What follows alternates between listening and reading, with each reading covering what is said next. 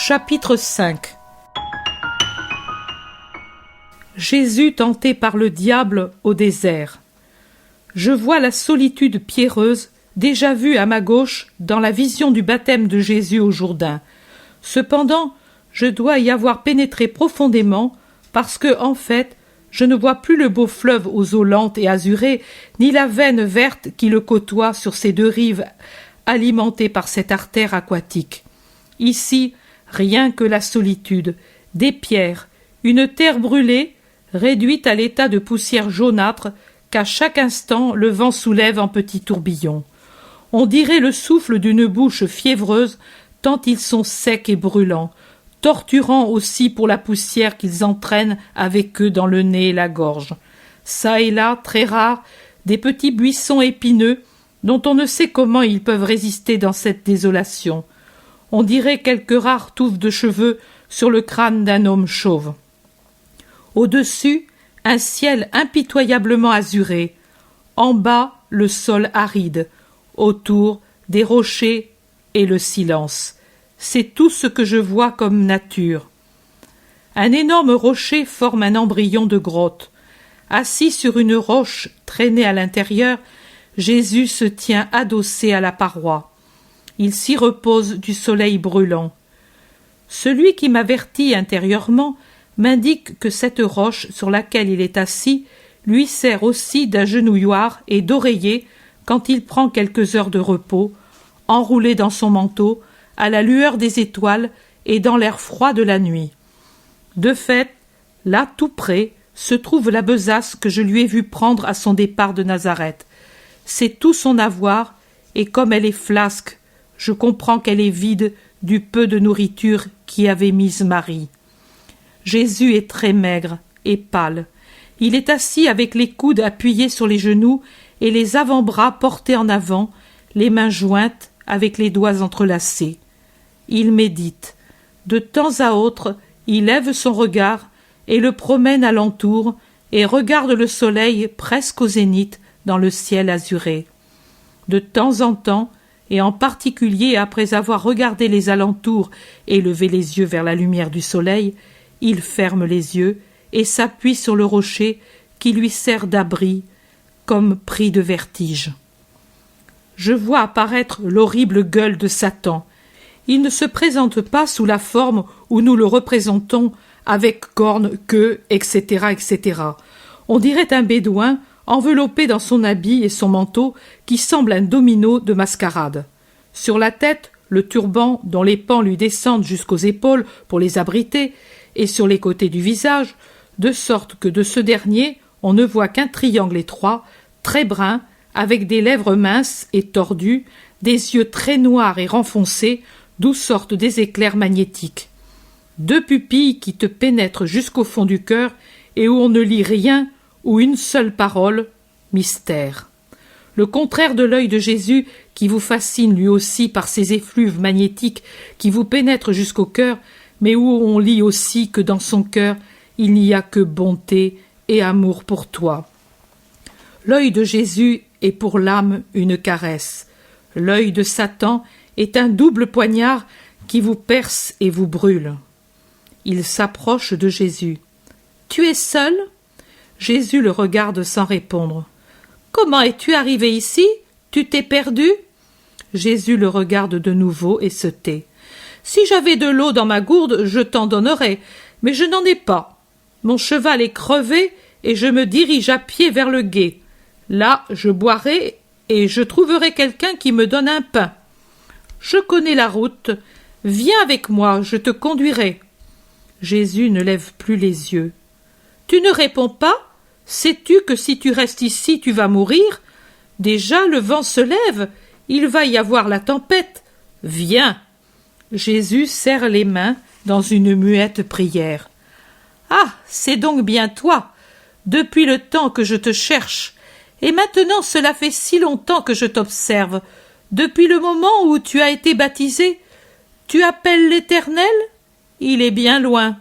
Maintenant tu es sur terre et au milieu des hommes. Et chez les hommes, c'est moi qui suis roi. Pourtant, tu me fais pitié, et je veux t'aider parce que tu es bon et que tu es venu te sacrifier pour rien. Les hommes te haïront à cause de ta bonté. Ils ne comprennent que or et mangeaille et jouissance. Sacrifice, souffrance, obéissance sont pour eux des paroles mortes, plus mortes que cette terre-ci et ses alentours. Ils sont plus arides encore que cette poussière. Il n'est que le serpent pour se cacher ici en attendant de mordre, et aussi le chacal pour te mettre en pièces. Allons, viens, ils ne méritent pas que l'on souffre pour eux. Je les connais mieux que toi. Satan s'est assis en face de Jésus.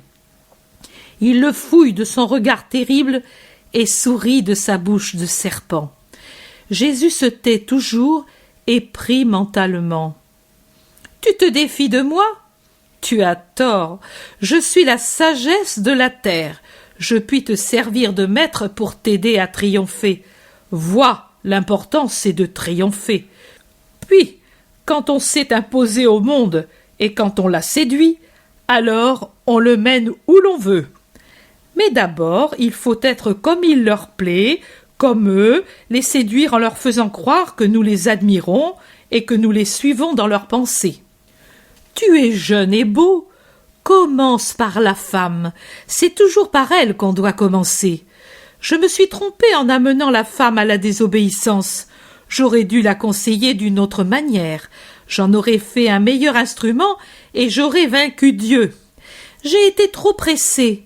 Mais toi, je t'enseigne, car il y a eu un jour où je t'ai regardé avec une joie angélique et un reste de cet amour est demeuré en moi. Mais toi, écoute-moi et profite de mon expérience. Donne-toi une compagne, ou toi tu ne réussiras pas, elle réussira. Tu es le nouvel Adam, tu dois avoir ton Ève. Et puis, comment peux-tu comprendre et guérir les maladies des sens si tu ne sais pas ce que c'est? Ne sais-tu pas que la femme est le noyau d'où naît la plante de la passion et de l'orgueil? Pourquoi l'homme veut-il régner? Pourquoi veut-il être riche, puissant? Pour posséder la femme. Elle est comme l'alouette. Elle a besoin d'un scintillement qui l'attire. L'or et la domination sont les deux faces du miroir qui attirent les femmes et la cause des maux du monde. Regarde, derrière 1000 délits d'apparence diverses, il y en a 900 au moins qui ont leurs racines dans la fin de la possession de la femme ou dans la volonté d'une femme brûlée d'un désir que l'homme ne satisfait pas encore ou ne satisfait plus. Va vers la femme si tu veux savoir ce que c'est que la vie, et après seulement tu sauras soigner et guérir les maux de l'humanité. Elle est belle, tu sais, la femme. Il n'est rien de plus beau au monde. L'homme possède la pensée et la force, mais la femme, sa pensée est un parfum, son contact est caresse de fleurs, sa grâce est un vin enivrant, sa faiblesse est comme un écheveau de soie ou les boucles frisées d'un bébé entre les mains de l'homme. Sa caresse est une force qui se communique à la nôtre et l'enflamme. La souffrance disparaît, et la fatigue et les soucis quand il se pose auprès une femme. Elle est entre nos bras comme un bouquet de fleurs. Mais imbécile que je suis, tu as faim et je te parle de femme. Ta vigueur est épuisée. Pour cette raison, ce parfum de la terre, cette fleur de la création, ce fruit qui donne et suscite l'amour, te paraît sans valeur. Mais regarde ces pierres, comme elles sont rondes et polies, dorées sous les rayons du soleil couchant. Ne dirait-on pas des pins? Toi, fils de Dieu, tu n'as qu'à dire « je le veux » pour qu'elle devienne un pain odorant, comme celui qu'à cette heure les ménagères tirent du four pour le repas de la famille. Et ces acacias si arides, si tu le veux, ne peuvent-ils pas se couvrir de fruits délicieux, de dattes sucrées comme le miel? Rassasie-toi, fils de Dieu, tu es le maître de la terre. Elle se penche pour se mettre à tes pieds et apaiser ta faim. Tu vois comme tu pâlis et chancelles, rien qu'à entendre parler de pain. Pauvre Jésus, es-tu affaibli au point de ne plus pouvoir commander au miracle? Veux-tu que je le fasse pour toi? Je ne suis pas à ton niveau, mais je puis faire quelque chose.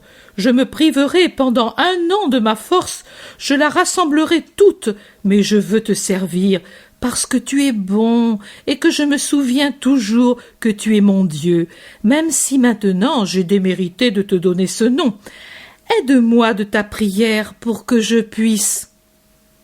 Tais-toi, ce n'est pas seulement de pain que vit l'homme, mais de toute parole qui vient de Dieu.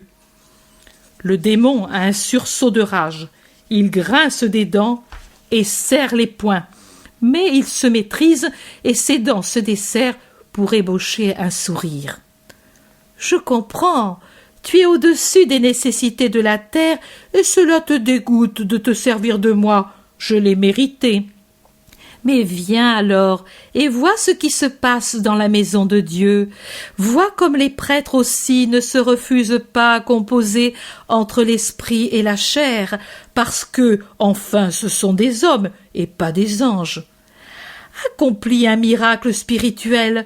Je te porte sur le pinacle du temple et là-haut, tu te transfigures en une merveilleuse beauté.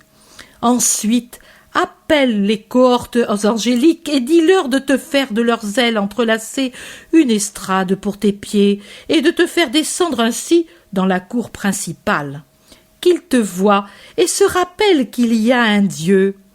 De temps à autre, ces manifestations sont nécessaires parce que l'homme a une mémoire si courte, spécialement pour ce qui est spirituel. Tu sais comme les anges seront heureux de te donner où poser ton pied et une échelle pour que tu descendes. Ne mets pas à l'épreuve le Seigneur ton Dieu, a-t-il été dit. Tu comprends que même ton apparition ne changerait pas les choses et que le temple continuerait d'être marché et corruption. Ta divine sagesse le sait, que les cœurs des ministres du temple sont un nid de vipères qui s'entre-dévorent pour arriver au pouvoir. Il n'y a pour les dompter que la puissance humaine. Alors, viens, adore-moi, je te donnerai la terre. Alexandre, Cyrus, César, tous les plus grands conquérants du passé ou encore vivants seront semblables à de vulgaires chefs de caravane par rapport à toi qui auras tous les royaumes de la terre sous ton sceptre et avec les royaumes toutes les richesses, toutes les splendeurs de la terre et femmes et chevaux et soldats et temples. Tu pourras élever partout ton signe quand tu seras le roi des rois et le seigneur du monde. Alors tu seras obéi et respecté par le peuple et le sacerdoce. Toutes les castes t'honoreront et te serviront, parce que tu seras le puissant, l'unique, le Seigneur. Adore-moi un seul instant, enlève-moi la soif que j'ai d'être adoré, c'est elle qui m'a perdu, mais elle est restée en moi et me brûle. Les flammes de l'enfer sont fraîcheur de l'air au matin, en comparaison de cette ardeur qui me brûle au-dedans. C'est mon enfer, cette soif. Un instant, un seul instant, ô Christ, toi qui es bon, un instant de joie pour l'Éternel torturé. Fais-moi éprouver ce que veut dire être Dieu, et je te serai dévoué, obéissant comme un esclave pour toute la vie, pour toutes tes entreprises. Un instant, un seul instant, et je ne te tourmenterai plus. Et Satan se jette à genoux suppliant. Jésus s'est mis debout au contraire. Plus amaigri après ses jours de jeûne, il semble encore plus grand. Son visage est terrible de sévérité et de puissance. Ses yeux sont 2 saphirs qui jettent des flammes. Sa voix est un tonnerre qui se répercute dans la cavité du rocher et se répand sur les roches et la terre désolée quand il dit « Va-t'en, Satan !» Il est écrit « Tu adoreras le Seigneur ton Dieu et serviras lui seul. » Satan, avec un cri déchirant de damnée et de haine inexprimable, saute debout, terrible à voir dans sa fureur, dans sa personnalité toute fumante. Et puis, il disparaît avec un nouveau hurlement de malédiction. Jésus s'assied, fatigué, en appuyant sa tête en arrière contre le rocher. Il paraît à bout. Il sue, mais des êtres angéliques viennent de leurs ailes renouveler l'air dans la chaleur étouffante de la grotte, la purifiant et la rafraîchissant. Jésus ouvre les yeux et sourit. Je ne le vois pas manger. On dirait qu'il se nourrit du parfum du paradis et en sort revigoré. Le soleil disparaît au couchant. Jésus prend la besace vide et, accompagné par les anges qui, volant au-dessus de lui font une douce lumière pendant que la nuit tombe très rapidement, il se dirige vers l'est ou plutôt vers le nord-est.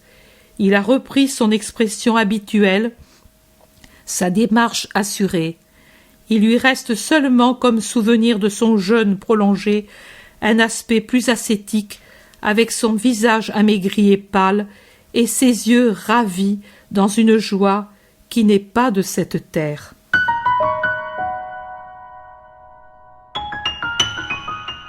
L'intérêt pour les écrits de Maria Valtorta ne cesse de grandir. Et les fruits récoltés, vocation, conversion, sont immenses. Visionnaire de la vie du Christ, de la conception de Marie jusqu'au début de l'Église, sa description des personnages, de leur psychologie, la précision des lieux où ils évoluent, des coutumes et mœurs de l'époque, est proprement sidérante et à ce jour inégalée.